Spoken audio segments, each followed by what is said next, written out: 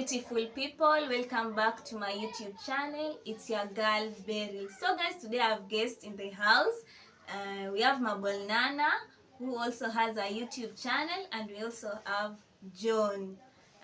We are going to talk about single parenthood, but they'll first introduce themselves.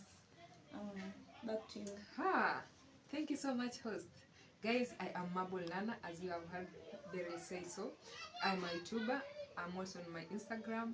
Please check me out, Mabel Nana, on YouTube, at the same time on Instagram. I wrote to 1,000 subscribers. I'm a single mother, one girl, aged 10 years old. You are welcome, Mabel. So much, thank you. John. Okay, good evening. Good evening. Thank you for hosting me, my sister Beryl. You can support her. My name is John Maza.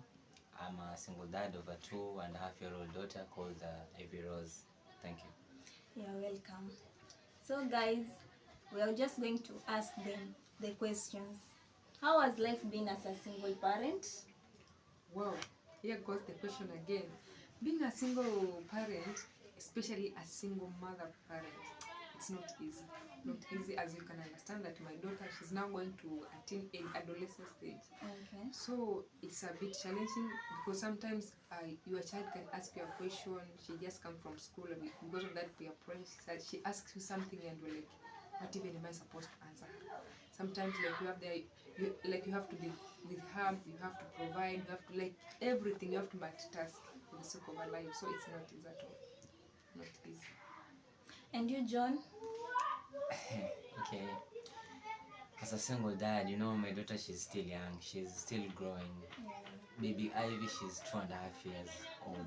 And for the last 1 year I've been with her, man, I can tell you it's not easy to be a father and a mother to her, but by God's grace, I am navigating this journey with the baby Rose, and to me, it's a challenge that I relish every single time that I wake up. I'm gonna fight for my baby, and I enjoy every second of it. I don't regret it. Thank you. Okay. Thank you so much, John. The challenges you are facing as a single parent? The challenges that I'm facing, sometimes I feel like I don't have enough time for my daughter. Maybe I'm not providing enough, but I always try the best that I can. When it comes to terms of financial, I have to pay the bills, I have to pay the rent, I have to pay her school fees. At the same time, I have to fulfill the desire of her heart. But so sometimes you find that I'm not financially well, but I just have to do what I'm supposed to do so that she doesn't feel the absence of the father, and she feel like maybe she suits in the friendship.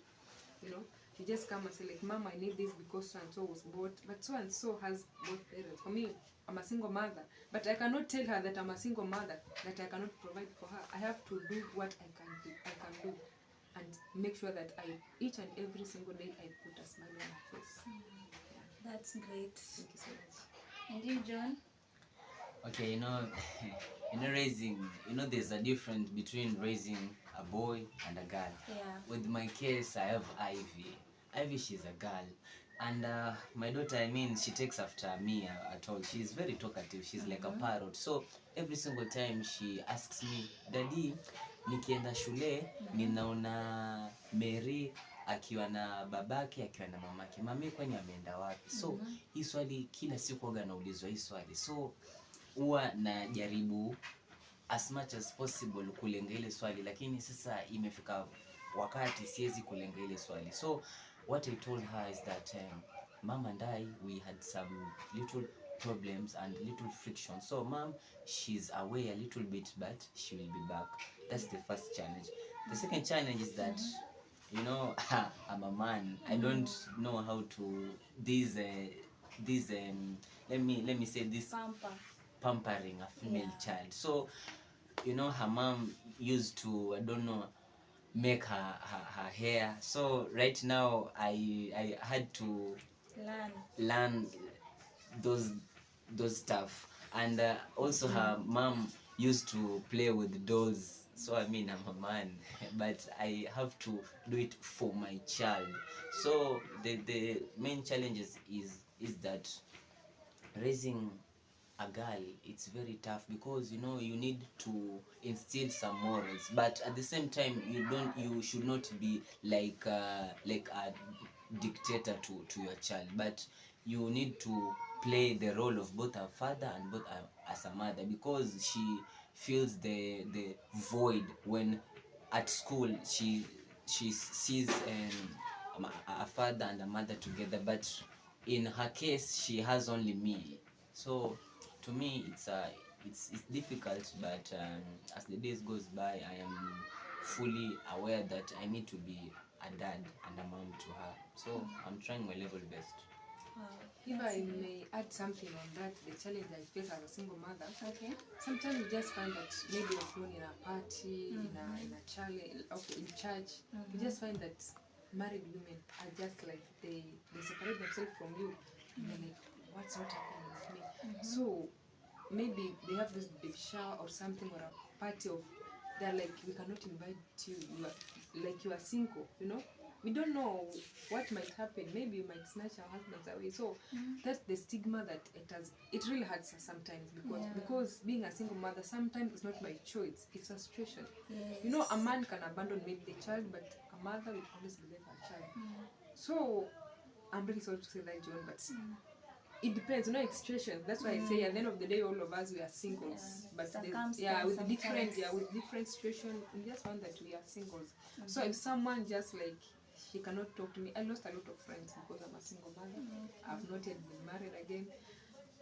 It's a big challenge. And my daughter sometimes people can say, oh, you don't have a father, oh, your mother is single. So my daughter will come home with a lot of questions, and like I have to answer those questions, but in a smart way. Yeah. So it's not easy. So do you feel lonely sometimes being separated between being with friends and the community at large, the stigmatization? That is what really kills me. But whenever I just look at my daughter and I say like, I'll not cry anymore, I just shake up myself and I get new energy. Whenever I look at her, she smiles back at me. I'm like, baby, we'll make this. So, but when I'm alone, I sit down and I cry. I not lie, but I cry because I feel like what's not happening with me. It's not my choice. I also want to be like any other women outside there, you know. I want someone to be on my side. I want like my daughter to have this father figure in her. So yeah, it hurts. It really hurts. Sometimes I just sit alone, you know, I just call myself meeting, and you can just find me maybe at night because the pressure is too much, the stigma, the separation with friends. Sometimes just call a friend and she's like, she just ignores your calls, you know. But even you don't know the reason. So I sit down, I just start now judging myself. I look myself as a failure at a point. But when I just stand and I see my daughter's face, I'm like, I have to do this. You are the reason, and I'll do this. I'll make sure that your future is bright. What of you, John? Okay, for me, you know, usually like in terms of a breakup, be it just a marriage or just dating, you know, all the blame is pinned on the men. We, you know, Most of the time. yeah, we are being told that men are dogs, men are this, men. But in my case, you know, I get stigmatized a lot because my wife and I, we were very close, but she just decided to pack and leave. So people don't want to hear the side of my story. People tend to hear her side, and I am seen as the evil guy in this story. Yeah, I'm the villain in this series. Okay. So, but I usually have one saying that I don't give a damn what about you say about me. As far as I'm concerned, I am not the bad guy or the villain, as you put it, yeah, in the picture. So I try my level best to be a role model to my child. And one thing, I don't like speaking ill about my ex-wife to my child, because you know those are our issues. Those are not her issues. And in terms of the community, I would like to urge them to fully embrace single fathers and single mothers, because we did not write an application letter to be single. Yeah, so I just urge people to just understand the pressures that we face. And my sister says that loneliness, yeah, I mean, I'm lonely because there are some things that we as parents we ought to do, but right now I have to fully do all those roles, be it the father side and the mother side. So to me it's a challenge, but as I said, I am hands-on. Okay, Yes. that's great. So, how do you balance between parenthood, single parenthood, and friends? My daughter comes first. My daughter comes because I know that friends will come and go. Yeah. You know, in this life, let me say in this, since I became a mother, or even before, I had a lot of friends, but they left me. You see, but this is my daughter. It has been 10 years. She has never said that, Mom, I'm tired of you. But many friends have left me. You know, because it reached a time where I didn't have work. So I depended on the family and friends. And many saw me as a burden. Many called me names. Many blocked me. But my daughter was always there for me. And she saw everything we went through. So I always say that my daughter comes first. If you think that you are my friend and you feel like maybe I don't have enough time for you, like you're just free to walk out. Because I'll never abandon my daughter for your sake. She needs me. I'm the mother, I'm the father. So, like, she needs me more than you guys need me. Yeah. I'll never compare my daughter to my friends. She's my priority. She's my everything. John? Okay, as for me, I don't have a lot of friends. I have very few friends. I've got this sort of like an inner circle. And in terms of my inner circle, I usually juggle first between work and my kid.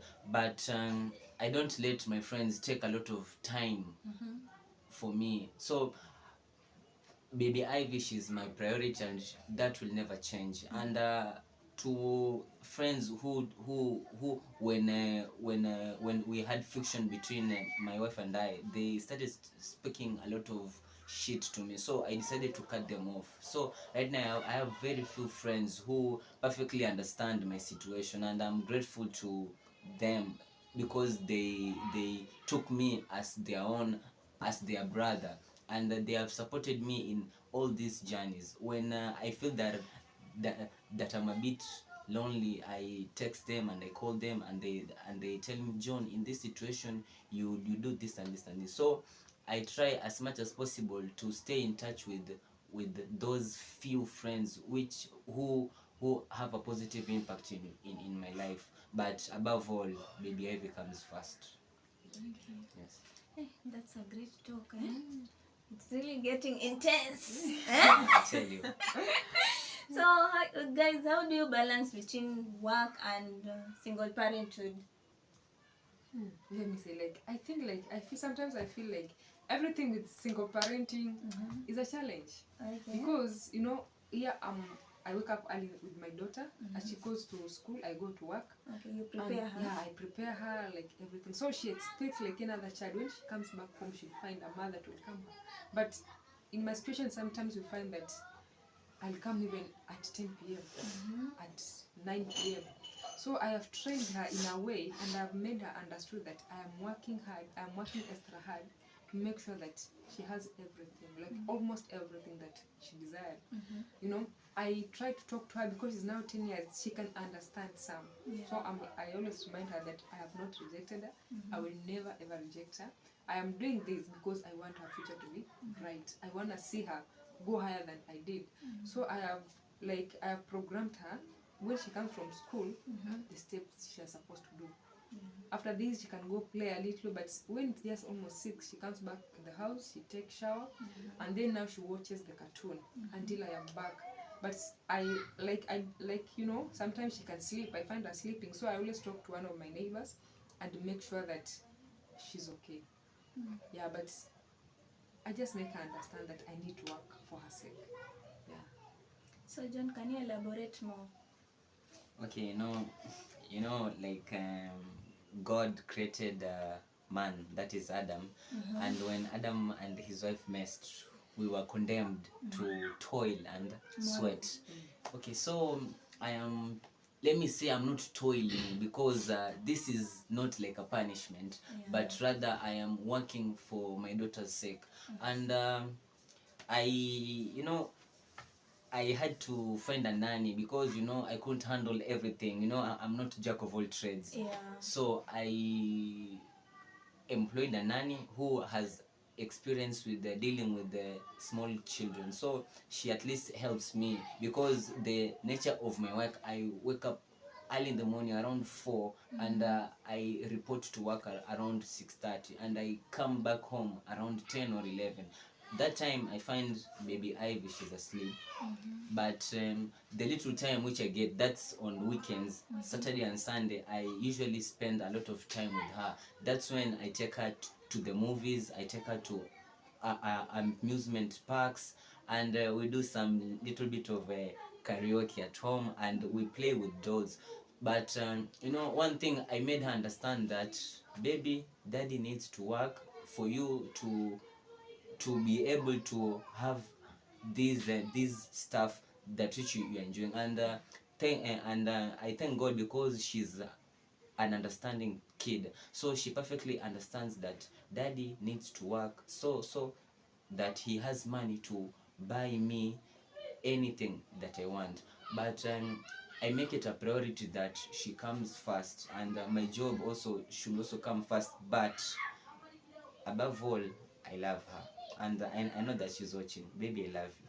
Oh. Can continue. So, how do you balance between your partner in terms of custody? So, do you have custody of your daughter, Mabel?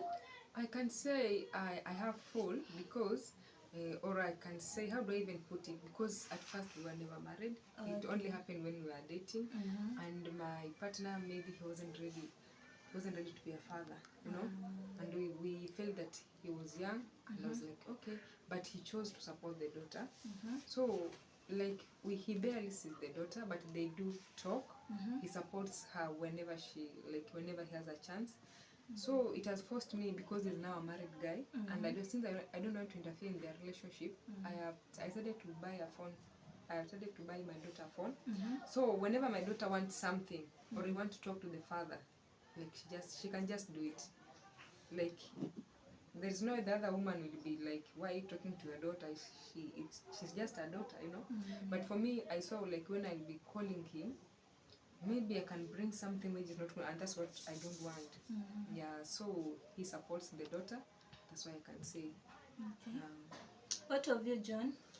Okay, in my case, we were married, and when she decided to, I don't know, let me say, for lack of a better word, she decided to take a French leave. I spent 1 full year with my kids, so I decided to file for divorce. And when we went to court, I decided to apply full custody, and luckily the courts gave me the custody. It's weird, because the constitution usually says Suppose the lady. But in my case, I had valid reasons, and the judge, in her wisdom, she decided that the child, she decided that the custody should be given to me. But I'm a Christian, and we are told that we need to forgive and forget. So I forgave her a long time ago, and yeah, earlier I said that I'm a Christian, so I forgave her a long time ago, because let me not castigate her for all the things that which she has done. So in as much as I have full custody of the child, but she still remains an important part of baby Ivy's life. So I tend to give my phone to Ivy, and she constantly talks to her mom on a daily basis. When I reach home, she hugs me. She tells me, "Daddy, how was your day?" I tell her it was fine, and I told her and ask her, "Do you want to talk to mom?" She says, "Yes, daddy." And I take the phone and I call her mom. I said, "Hey, good evening." "Good evening too. Ivy wants to talk to you." Then I give her the phone, and they talk, they joke actually.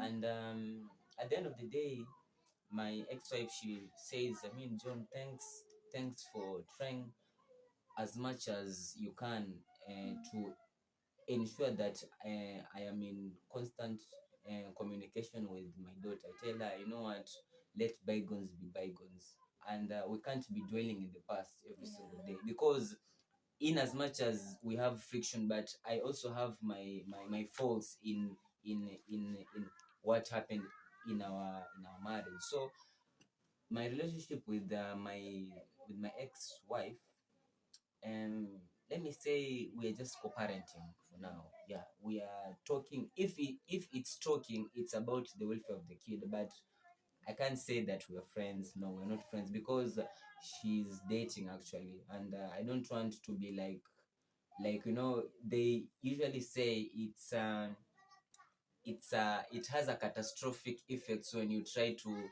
talk to your ex-partner, because they say that you are trying to rekindle old flames. So I'm trying as much as possible not to rekindle the old flames. Yes. So do you sometimes feel down because you are a single parent or you need someone to talk to? Do you feel pressured? Yeah, sometimes it's too much because she can ask you a question and you're like, wow, am I even the one who's supposed to answer this question? But at the end of the day, you are the one who's supposed to answer. You know, she's trusting you, you are her queen, you are everything. So you need to answer that question. You know, a daughter believes or a child believes that a parent knows everything. So sometimes I'll just keep quiet, or maybe I'll twist it in a way that, and then I'll just call my mom. Mostly, mom, I just salute you. She has always been there for me. Thank you so much, mom. So I'll call my mother and I'll tell her, mom, with this and this, and as I just cry, I just feel like, oh my god, why did she ask me that such a question? And my mom will tell me it's well. She'll guide me. You know, my daughter needs me. I need my mom. You see, so a mom will always be a mom, but my mom, I just salute you, mom. Big up. Yeah, salute you, mom. You have been just a shoulder for me to lean on all this. What of you, John? Okay. Like what Mambola said, children tend to see more so like me. I'm a dad. She sees me like Batman, like this superhero who can solve every single thing. So at times when she asks me, Daddy, why did mom leave us? I'm like, oh my god, this question again. It has become like a song, like a rhetoric question. But let me say, my support system majorly is my Christian faith first, and secondly is my mom. When I feel that I'm down, I call her, Mom, can I talk to you? And she says, okay, son, I have all time for you. And I tell her my fears, my concerns, and my problems, and she guides me every single step. And mom, I love you so much, because she has been a pillar to me, because ever since we had these marital problems, she stepped in, and she sometimes speaks some sense into me, because I might be stubborn at times, but she is leading me in a correct path to be a good father to Ivy. So my support system is there too, my Christian faith and my mom. Okay. So this is some private, but I would like to ask you. Okay. Since both of you are still single, so in the near future, how will you do it with your? So how will you plan it with your partner? Because that partner will be like a second father to not the real biological dad. When I get this, let me say, do I call it Mr. Right or just a father figure? And obviously, I'll not be a single mother for the rest of my life. It will reach a point where I fall in love, you know. So this guy, first of all, he must know that I have a daughter, and there must be that respect. Yes. And since I have chosen him, he must be a good father figure that my daughter will be looking up to.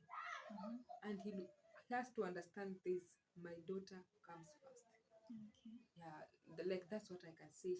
He has to understand. If he cannot understand, the way is just too open for him to go. Yeah.